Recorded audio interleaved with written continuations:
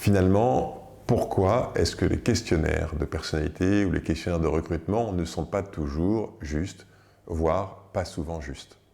En fait, quand on choisit un questionnaire de personnalité, on essaie de prendre un questionnaire qui soit validé au niveau psychométrique, c'est-à-dire qu'on se dit qu'il y a eu un travail de fait sur les dimensions psychologiques qui sont mesurées.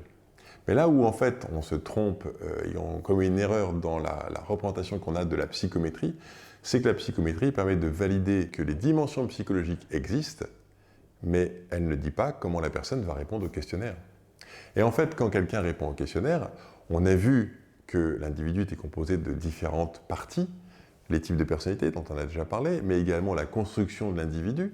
d'accord, avec son histoire, sa désirabilité sociale, avec ce qu'il voudrait être, ce qu'il voudrait qu'on pense de lui. Et quand quelqu'un répond à un questionnaire, quel que soit le questionnaire, il répond avec tout ça en même temps. Et une personne qui répond au questionnaire n'est pas capable de se dire, là, la question mesure une dimension psychologique ou un type de personnalité, et là, ça mesure quelque chose que j'ai appris. Donc en fait, comme la personne ne sait pas faire la différence entre les deux, et d'ailleurs elle n'a pas du tout conscience qu'il y a une différence entre les deux, quand elle répond au questionnaire, elle répond aussi bien sur la dimension qu'on souhaite mesurer que sur d'autres dimensions qu'on ne souhaite pas mesurer. Et du coup, le résultat qu'on obtient est un résultat où en fait tout se mélange.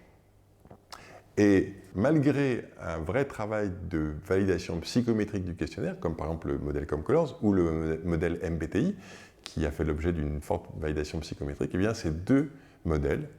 remettent en cause le résultat du questionnaire. Ça ne veut pas dire qu'il est faux, ça veut dire qu'on va questionner ce résultat pour essayer de faire émerger finalement les vraies dimensions psychologiques qu'on veut mesurer.